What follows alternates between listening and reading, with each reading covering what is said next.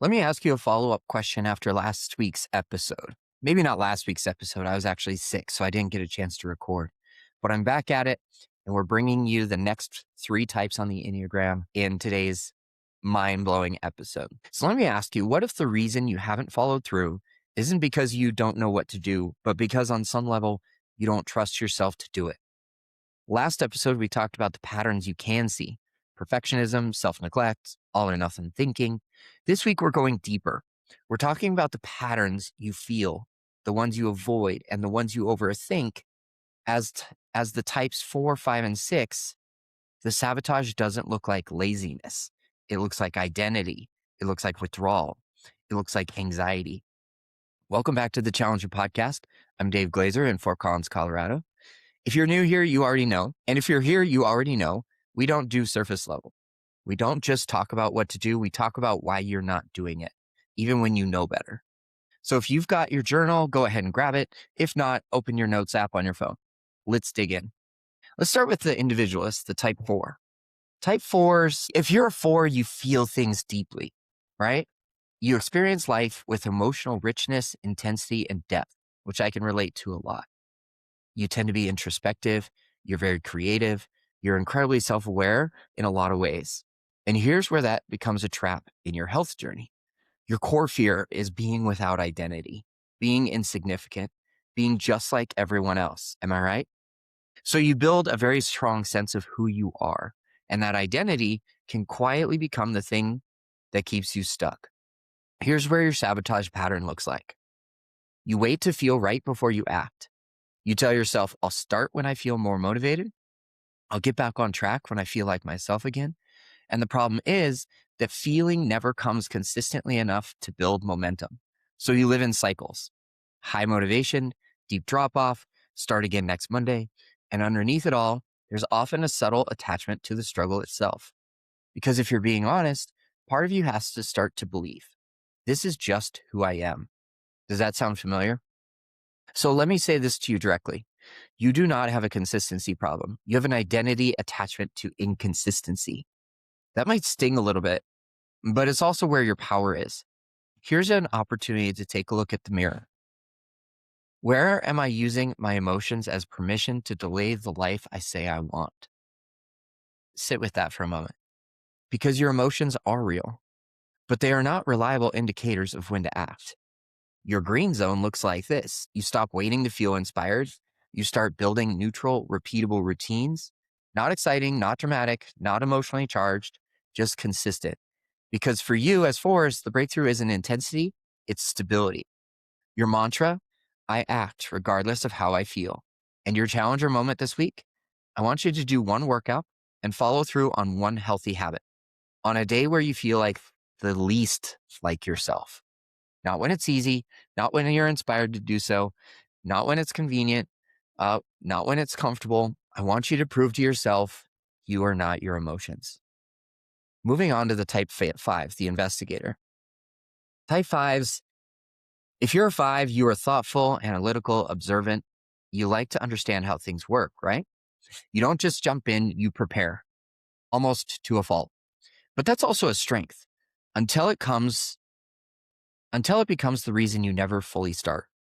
Your core fear is being incompetent, being overwhelmed, being unprepared. So what do? You gather information. You research the best plan, the best diet, the best program. You listen to podcasts like this one. You read, you learn, and it feels productive. Am I right? But here's the trap. You substitute learning for doing. You tell yourself, I just need a little bit more clarity. I want to make sure I'm doing this right. Meanwhile, weeks go by, months even, and nothing actually changes for you. So let me call this out very clearly. You don't need more information. You need more reps, because at some point, preparation becomes avoidance. Here's your mirror moment. What am I still learning that I already know how to do? Be honest with yourself, because most of you already know. Move your body, eat with intention, be consistent. You're not lacking knowledge, you're lacking execution. Your green zone looks like this: simplicity, not the perfect plan, a doable plan. You reduce friction, you lower the bar to entry, you track actions, not ideas, because your win is not understanding more, it's doing more. Your mantra, action creates clarity. And your challenger moment this week, pick one habit, just one, a daily walk, a protein target, a 20-minute workout, and I want you to execute it for the next 7 days. No tweaking, no optimizing, no researching a better way halfway through. Trust yourself and just do it. Because discipline for you is finishing what you start. And let's close out today's episode with this type 6, the loyalist. If you're a 6, you are thoughtful, responsible, and incredibly aware of risk. You think ahead, you anticipate problems, you want to be prepared, and that makes you reliable. It makes you grounded. But in your health journey, it can also keep you stuck. Your core fear is being unsupported, unsafe, or making the wrong decision. So what happens? You second guess yourself. You question the plan. You question the timing. You question whether this will actually work. And because you're trying to avoid failure, you hesitate. Or you start and then you stop because doubt creeps in. You look for reassurance, you look for certainty, and when you don't get it, you lose momentum. Does this sound familiar to you? So let me say this as clearly as I possibly can. You don't fail because you lack discipline. You struggle because you don't trust your own decisions. And that's not a character flaw, that's a pattern. But it is one you can change. Here's your mirror moment. Where am I outsourcing trust instead of building it with myself? Where am I waiting for certainty instead of creating evidence? Because confidence doesn't come through, it comes after you follow through. Your green zone looks like this. Fewer inputs, less noise. You pick a simple plan and you stick to it, not because it's perfect, but because consistency builds trust. You don't need 10 opinions. You need one decision followed by action. Your mantra, trust myself to follow through. In your challenger moment this week, I want you to make one decision about your health, just one. And once you make it, you do not revisit it for 7 days. No second guessing, no changing course midweek. You follow through because every time you do that, you build trust with yourself. And that changes everything. So let's bring it all together as we close it out. Last episode, we talked about the patterns you can see. This week, we talked about the ones that live underneath for the type 4, 5, and 6. Your emotions, your thoughts, your fears. And here's what I want you to understand. Awareness is powerful, but awareness alone does not change your life. Action does.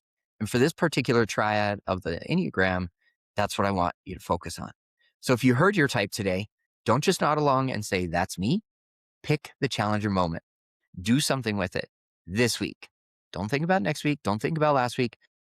Let's think about this week because you are not stuck. You are not broken. You are not your pattern. And you are someone who can see it and choose differently. If this episode hit for you, share it with someone who needs to hear it. And if you want accountability, reach out.